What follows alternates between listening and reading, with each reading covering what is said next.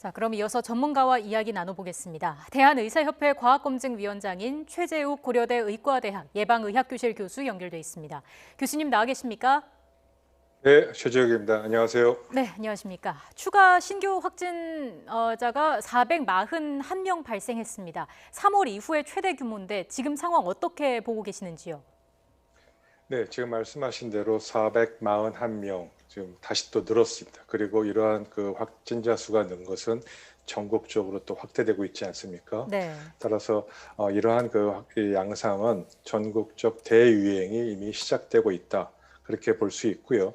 이러한 전국적 대유행이 지금 앞으로 계속 더 늘어나느냐, 혹은 이 상태에서 정체를 통해서 관리가 가능한 범위를 벗어나느냐, 그 기로에 놓여 있다고 그렇게 판단하는 것이 좋을 듯합니다. 네. 교수님, 지난 23일부터 사회적 거리두기 2단계가 시행되고 있지 않습니까? 전국적으로 또 확대가 됐고요. 그런데도 네. 이렇게 확진자가 줄지 않고 오히려 증가하는 이유 뭐라고 보십니까? 이거 증가했다고 보기는 판단하기는 아직은 좀 어렵고요. 네. 숫자는 일부 증가했습니다. 그러나 이제 경향을 보는 것이 중요하겠죠. 지금 여기 그래 자료화면에도 보이고 있습니다만 지난 14일 100명 환자를 신규 확진자 돌파한 이후로 거의 뭐 그 전일 50명부터 생각하면 불과 열흘 사이에 소위 그 더블링 타임이라고 그러죠. 환자 수가 2배 증가하는 것을 넘어서 2배, 3배, 4배, 50명으로 치면은 그렇게 열흘 만에 증가했고요. 근데 그러한 무서운 놀라운 또 급격한 그런 증가 추세에 비해서 지난 일주일간은 신규 확진자 수가 300명에서 400명 사이에서 정체되고 있는 것으로 보는 것이 더 바람직하고요. 다만 지난 이틀간에 비하면 조금 증가했습니다만 이 점은 일부 좀 증가하고 오르락 내리락하는 이런 부분들에서 아직은 판단하기 좀 어렵습니다. 분명히 말씀드릴 수 있는 것은 예. 지난주부터 시작됐던 사회적 거리두기가 2단계로 향상된 부분이 어느 정도 통제가 어느 정도 효과가 나오고 있다. 그러나 이거는 그렇다고 이것이 계속될 것이냐, 혹은 줄어들 것이냐, 혹은 더 악화될 것이냐 여부는 조금 며칠 더 들여다보고 판단하는 것이 좋을 것 같습니다. 예. 이렇게 재확산 속도가 빠른 만큼 3단계 거리두기 격상에 대한 얘기가 계속 나오고 있는데 정부는 이번 주에 상황을 보고 3단계 격상 여부를 결정하겠다는 입장입니다. 교수님께서 보시기에는 뭐 감염 차단 외에 많은 부작용을 감내하고서라도 3단계 격상이 필요하다고 보십니까? 네, 저 역시 그렇게 보고 있습니다.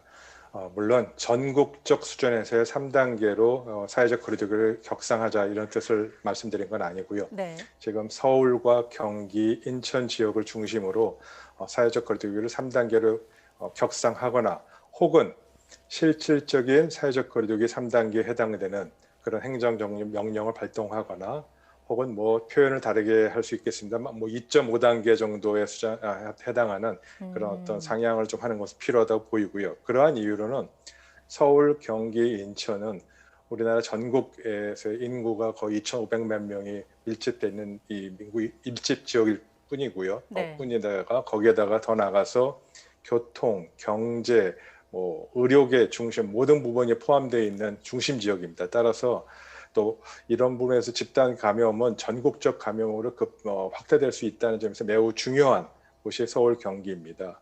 또 지금 또 발생하는 지난 일주일간 발생하는 신규 확진자의 거의 72%가 넘게 다 서울, 경기 지역에 나오지 않았습니까? 따라서 이 서울, 경기 지역만이라도 사회적 거리두기 3단계 혹은 그에 준하는 사회적 거리두기 2.5단계라도 향상해서 실적인 방역 효과를 조금 더 기하는 것이 바람직하다고 생각합니다. 네. 조금 전에 2.5단계 말씀하셨는데 교수님, 그 3단계로 올라가면 네. 10인 이상의 모임이 사실상 금지가 되지 않습니까? 조금 전 말씀하신 네네. 2.5단계는 구체적으로 어떤 걸 의미하는 겁니까? 네네. 2.5단계가 되면은 이제 뭐 10인 미만으로 이제 모임도 줄여야 되고요. 자료에도 보십니다만 10인 미만, 또 그다음에 이런 모든 공공 시설은 다 영업을 중단하고 또 학교 유치원 다 이렇게 필수 합니다. 그리고 동시에 필수 인원을 제외한 모든 이 근무도 재택근무로 바꾸지만 많은 중위험 시설에 해당되는 부분도 다 사용을 제한하게 되지 않습니까? 그래서 이렇게 일률적으로 하지 말고 예. 이러한 3단계에 적용되는 그런 다양한 그런 위험 시설이나 이런 내용 중에서 위험성 평가를 토대로 해서 이미 상당 부분은 국민들이 사회적 거리두기와 마스크 착용 또 이 개인 손 씻기 등으로 상당 부분은 위험성이 떨어져 있는 그런 곳도 있습니다. 그래서 그런 부분을 좀 제외하면서 선별적으로 그리고 제한적으로 이런 부분을 완화하면서 이렇게 사용하면 사회적 거리두기를 좀 진행해 나가면 오히려 현실적이지 않을까라는 생각을 갖고 있습니다. 네, 교수님 말씀을 정리를 해보면 3단계로 격상이 되면 소상공인을 비롯해서 자영업자분들 이런 경제적인 타격도 클 수밖에 없기 때문에 경제적인 타격도 최소화하면서 방역 효과를 높일 수 있게 선별적으로 진행을 해야 된다. 이런 말씀이신 거죠? 네, 맞습니다. 경제의 충격과 방역의 이 효과를 두 가지를 다 완화하면서 같이 갈 수 있는 지속 가능한 사회적 거리두기 정책이 필요하지 않겠습니까? 선택의 문제라고 자꾸 보고 3단계 아니면 2단계냐, 방역 아니면은 이 경제 활성화냐, 두 가지 갖고 선택하는 듯이 보이는 것보다는 어떻게 하면 이 두 가지를 조화롭게 해서 현실적으로 그런 방역도 이루면서 경제적인 활성화 이런 부분은 분명히 있습니다. 네. 그러한 부분들을 조금 더 슬기롭게 그리고 좀 현실 가능한 부분들을 좀 찾아보면 좋지 않을까 생각합니다. 교수님, 그럼 단계를 격상하지 않는다면 활용할 수 있는 다른 어떤 남은 카드는 뭐가 있을까요? 그거 말고는 사실 카드가 별로 없죠. 그러나 이 점 한 가지는 좀 생각해 볼 필요가 있습니다. 네.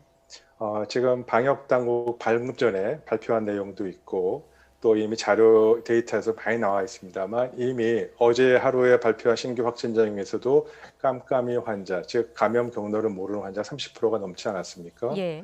그만큼 지역사회 감염이 전반적으로 퍼져 있는 상황입니다.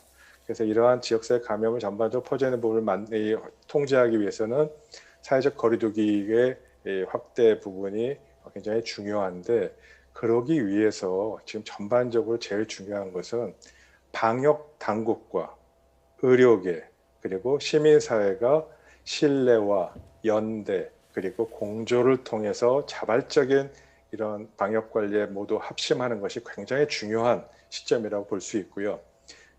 권준욱 지금 이 중대본부 부장님께서도 그렇게 얘기를 했습니다만 네. 지금은 방역에 모든 초점을 맞춰서 시민사회와 의료계 그다음에 이 방역 당국이 다 합심할 때라고 봅니다.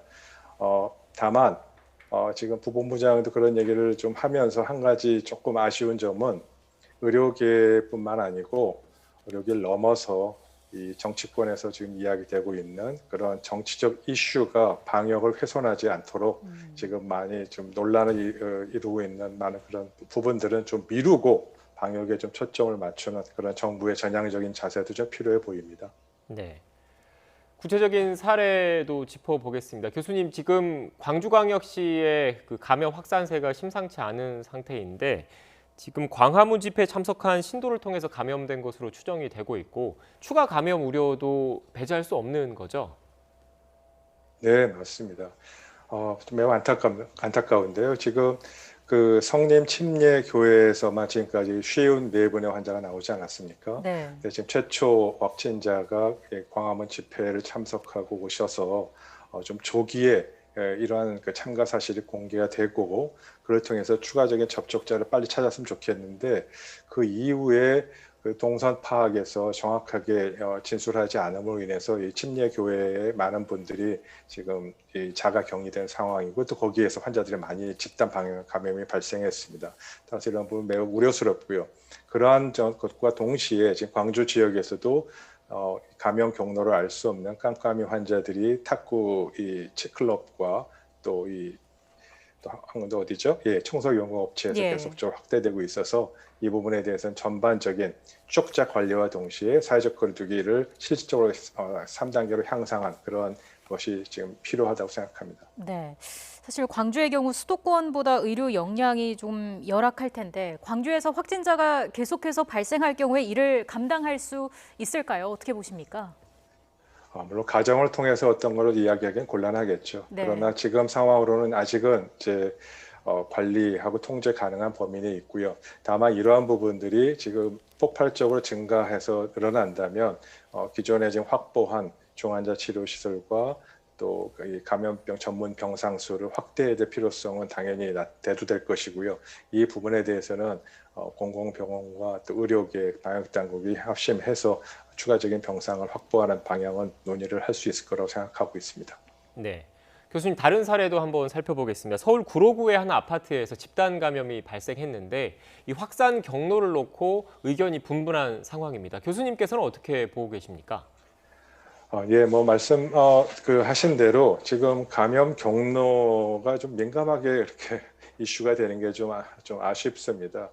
여러 가지 가능성을 고려해서 이 환기구를 통한 이 아파트 내 환기구를 통한 감염, 공기 전파의 가능성도 고려해야 되고, 네. 엘리베이터의 사용의 감염도 고려해야 되고, 접촉 감염에 의한 가능성도 고려해서 역학조사와 정밀히 이루어지고 난 다음에 논의를 하는 것이 필요하겠고요. 근데 이러한 부분들에 대한 논의 자체보다도 오히려 그럴 가능성이 없을 것이다. 공기 전파의 가능성은 없을 것이다라고 논의하고 그거를 이슈화하는 것 자체가 조금은 너무 민감하게 생각들 하시는 것 같습니다. 그래서 구로구 지자체와 또 서울시 방역당국 간의 입장 차이가 보이는 부분은 좀 부적절해 보이고요. 이러한 부분들이 정밀 역학조사를 통해서 확인된 상황입니다. 다만 이 시점에서 이런 부분이 논란됐던 그 맥락에는 지난달 전 세계에 이 320명, 230명의 과학자가 모두 모여서 또 WHO 세계보건기구죠, 공개 서한을 보내지 않았습니까? 이 공기 전파의 가능성에 대한 부분을 계속적으로 이야기하고 그 부분에 대한 것을 주의로 환기시켰던 부분들이 좀 영향이 있는 것 같습니다만, 그 또한 그런 부분 고려해서 추가적인 조사와 역학조사 결과를 통해서 확인할 사항입니다. 네. 자, 의료 역량과 관련된 질문도 좀 드리겠습니다. 수도권에서 확진 사례가 급격히 늘고 있고요. 지금과 같은 추세라면 일주일 정도 뒤에는 방역당국은 130명까지 중환자가 더 늘어날 수 있다고 분석을 내놨습니다. 병상 부족 문제는 없겠습니까? 네. 예, 그 점 매우 우려스럽습니다. 아시다시피 지금 중증 환자가 계속적으로 조금씩 늘어나고 있고요. 이 부분은 확진자가 증가하기 때문에 어쩔 수 없습니다. 더더구나 이 사랑제일교회 이 교인분들이 고령자가 많아서 네.